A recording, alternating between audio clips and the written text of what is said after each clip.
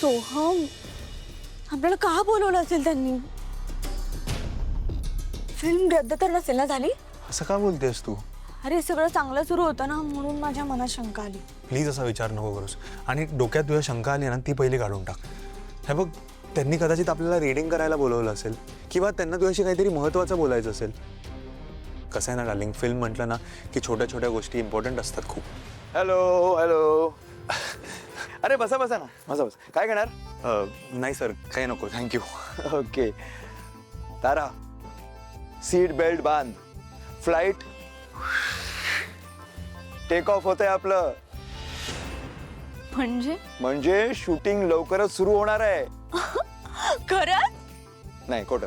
अगं खरंच, म्हणून तुम्हाला बोलवलंय. सर पण शूटिंग एवढ्या लगेच, आपले गाणी पण रेकॉर्ड नाही झालेत अजून. माहितीये मला, पण फिल्मचा कॅनव्हास बघता आपल्याला लवकरात लवकर शूटिंग सुरू करावं लागेल. म्हणून आपण 4 दिवसांचं छोटं शेड्यूल करतोय. गाणी नंतर रेकॉर्ड झाली तरी चालतील. सर, शूटिंग कधीपासून सुरू करण्याचा विचार आहे? विचार नाही, सगळी तयारी सुरू झालेली आहे. या महिन्याच्या 9 तारखेला आपल्या फिल्मचा मुहूर्त आहे. 9 तारखेला? हो, पण काय झालं, तुला आनंद नाही झाला? झाला ना, पण काय? 1 दिवस पुढे नाही का ढकलता येणार? अजिबात नाही. मुहूर्त वगैरे बघून तारीख ठरवली आहे, सगळ्यांच्या डेट्स घेतल्या आहेत. आणि तारा, फिल्म आहे ना, बऱ्याच गोष्टींची परमिशन घेतलेली असते. लोकांना हायर केलेलं असतं, त्यांचं भाडं दिलेलं असतं, हॉटेल बुकिंग्स, जेवणाचे ऑर्डर्स, लोकेशन्स. आता बदल नाही होणार. पण काय झालं, तू असं का विचारलंस? सर, ॲक्च्युली आम्ही या संदर्भात तुमच्याशी बोलणारच होतो. ताराचा एक गाण्याचा प्रोग्राम आहे त्या दिवशी. त्याचा काही नाही, म्हणजे एवढं मी कॅन्सल करू शकते तो प्रोग्राम. कसा कॅन्सल करणार आहेस तू? केवढी तयारी झाली आहे. कॅन्सल नाही होऊ शकत तारा, प्लीज बी प्रॅक्टिकल. अच्छा, असं आहे तर. पण मला वाटलं होतं की तू गाणं सोडलंस. हो, म्हणजे सोडलंच आहे, फक्त तो एकच शो करणार होते. बघ बाबा, तू विचार कर.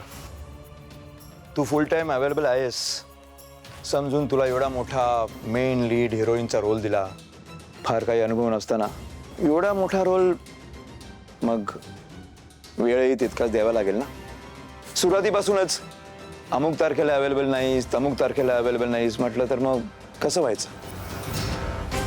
बाकी मला माहित नाही, पण शूटिंग पुढे ढकलता नाही येणार.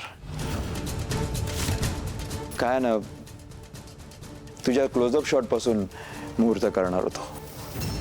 पण एकंदरीत तुझ्याकडे बघता असं मला वाटतंय की मला दुसरी हिरोईन बघावी लागेल. नाही नाही सर, असा नका विचार करू तुम्ही, प्लीज. मी तुम्हाला प्रॉमिस करते, मी त्या दिवशी नक्की येईन शूटला. अगं पण तारा, कसं I promise sir, please please. Are you sure? Yes sir. ठीक आहे, ठेवतो तुझ्यावर विश्वास. But now the choice is yours. तुला परत आईचं गुलाम व्हायचंय की स्वतःचा जग निर्माण करायचं आहे?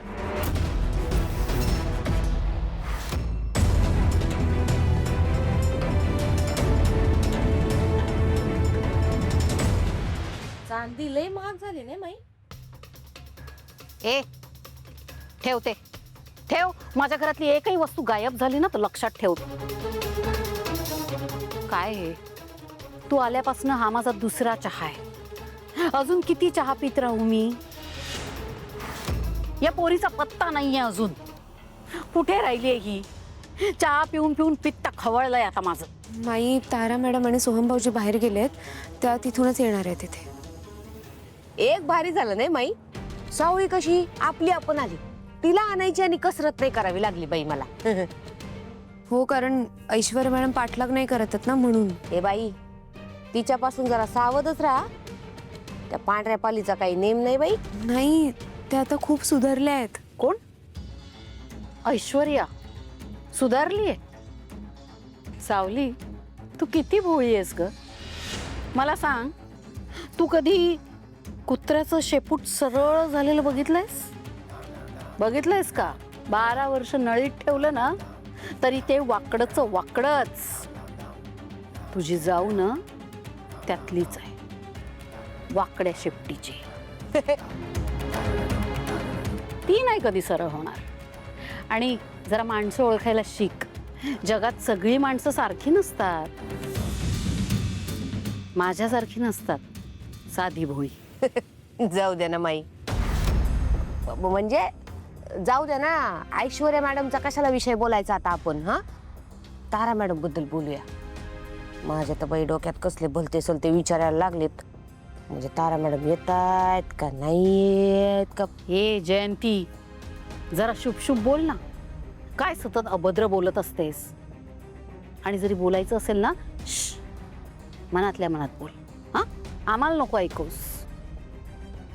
मी तारा मॅडमला फोन करू का? फोन काय? हा, आता काय बघताय? जेव्हा नको सांगत होते तेव्हा 100 फोन करत होता. आता करायला पाहिजे तेव्हा एक बी फोन करे ना तुम्ही. लाव ना बाई, फोन लाव ना. फोन करीत काय? उचलला का? हे उचलला का? नाही उचलत आहेत, मीटिंग मध्ये असतील. हा, मीटिंग मध्ये असतील ना. करल की ती परत फोन. हा, करल ना हो माई. हा, मला तर नाही वाटत करेल. जयंती, हे बघ बाई, आता ना तुला हिला आणायची कसरत राहिलेली नाहीये. ही झाली आहे शहाण्या बाळासारखी, आता स्वतःहून येते. पण आता तुला खरी कसरत करायची आहे, ताराला इथं घेऊन यायची. कळलं ना? मला बी तसंच वाटतंय.